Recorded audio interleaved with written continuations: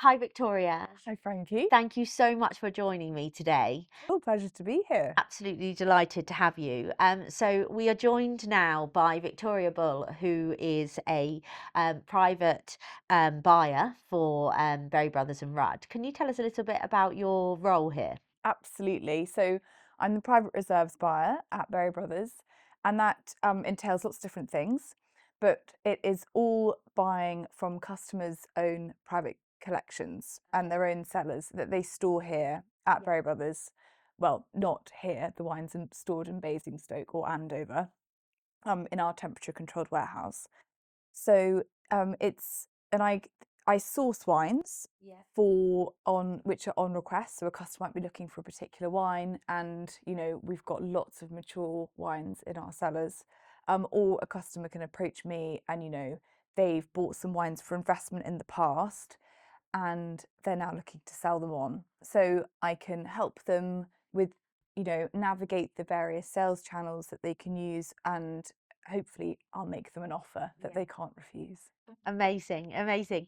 And how did you get into wine? How did you kind of get? What was your journey to get to where you are today? Good question. It's one I ask myself as well sometimes. I did an Erasmus year, a year Okay. abroad in Bordeaux, Yeah. and I think it's quite difficult to spend a year in Bordeaux and not fall in love with wine. Yeah. And I've always worked in hospitality. My dad's a chef, and so I worked in a bistro in Bordeaux, and I just fell in love with wine when Yeah. I was there. And I came back, finished my degree, and thought, what should I do? Yeah. And it was actually 7 years ago I applied for a job at Berries, and I haven't left. Amazing, amazing. And so you spoke earlier about sourcing Yeah. wines and how you do that for your customers. Can you tell us what goes into that and what that entails? So there's so many things, different factors you look at when sourcing a wine. And it's quite easy just to go for top critic scores, the big names, the brands, but there's a lot more to it than that. So looking for getting to know a particular producer, I deal a lot with mature wines, so I'm looking at the vintage a lot.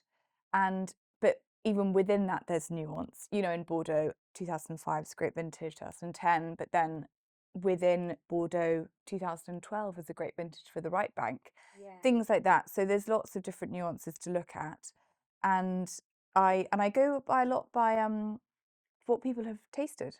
My ears are always open to what my colleagues are saying they've had previously that's a good wine. You hear from other producers, and knowing the producer well is crucial. If they look after their vineyard, Yeah. what different techniques they employ in the winery. It's not the same for everyone. Yeah. So it's kind of getting to know, and that's where the interest and the fun lies as well. So what are the benefits of going for lesser known brands over or producers over the traditional houses when people are thinking about really what's going to appreciate the most in value? Yeah. So that's all. That is the unknown question, really, because if we knew the answer, we would all be millionaires. Yeah. But there is value still in the big houses. Like I'm thinking of kind of, for example, a Super Tuscan like Sassicaia and Tianello, which really hold their value, and especially in like the current market, which is a little bit more, it's not so reliable perhaps as it once was.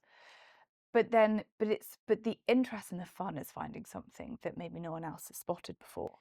And that's when you look to a different region, that where the prices don't start so high already. Wines from Burgundy, from Bordeaux, they've already appreciated in value. So if you look to somewhere like the Loire or the Rhone, I'm thinking in France, um, off the top of my head, but there's also, look to Spain and various parts of Australia and California. They That's where you can find the producers maybe aren't so well known, aren't so on the map, but they're still applying amazing techniques. The wines are still going to last Yeah. just as long as from another region. They just haven't got that price tag attached.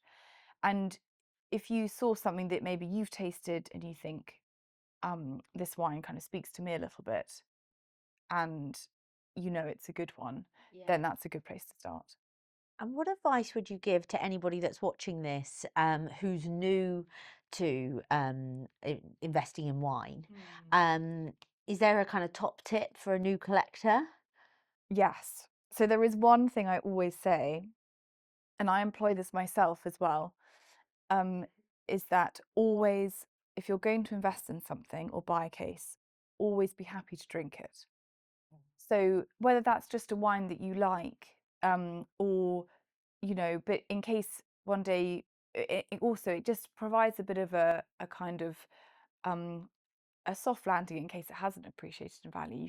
You're going to enjoy it anyway. Yeah. But it just means that you also care a little bit more about your investment purchases if the wines mean something to you and you like them. Yeah. So in my cellar that I've collected, it's not huge, but they're all wines that I would one day be willing to drink. Yeah. And when, if somebody is kind of new, how, when you think of a seller, often you might be thinking, oh my goodness, I've got to have the ability to purchase loads and loads of bottles of wine, and it can feel quite intimidating. How can somebody, put their foot on the ladder of starting? And what would that sort of seller look like Yeah. that you're working with?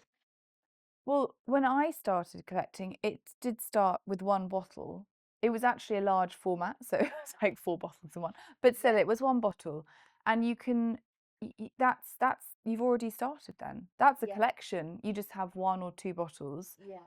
and I think quite a key bit of advice is to keep your range quite spread out. Yeah. So look to different regions and keep your cellar nice and balanced. And then you can actually have quite a collection from, four different countries or six different regions, and you've only got six cases. Yeah. And actually, already that's a really well balanced, Yeah. well thought out cellar. The variety is Exact variety and diversity, I think, is key. okay. Yeah.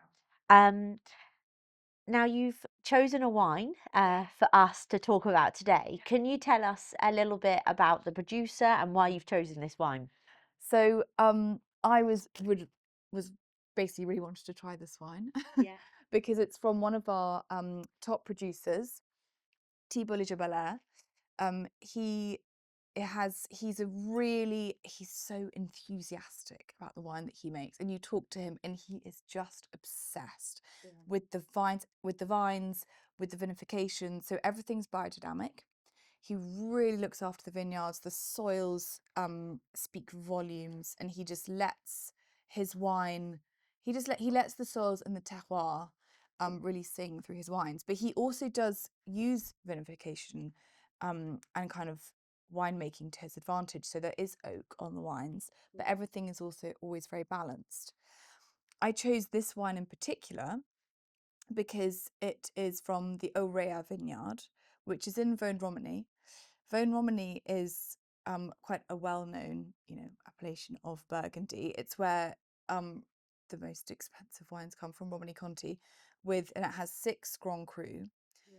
And this is a vineyard. It's not Premier Cru. It's just, it's a village kind of level, but it is very close to the top sites, but at a kind of fraction of the price. So that's where it's good to look for good value. Yeah. So the vineyards are very close to the top names, and that's they're well, in Burgundy you're talking a matter of meters, Yeah. and it just doesn't have that kind of name attached to it, but it'll still be of excellent quality, and it's made by a great producer. Yeah. And the one also with my job, I tend to look at wines with maturity. And this is a 2010. 2010, often across the board, if you're looking to the past, you're very safe with a 0 or a 5. Okay. So 05, 10, 15, Yeah. and then in the past as well, 95, 2000. For some reason, they always work really well. Okay. So 2010, Burgundy, excellent vintage, great longevity, and so you can pick possibly a slightly lesser wine, not a Premier Cru, not a Grand Cru, and it will have stood the test of time. Thank you so much, Victoria, for joining us today. That has been really fascinating. And yeah, look forward to working with you more.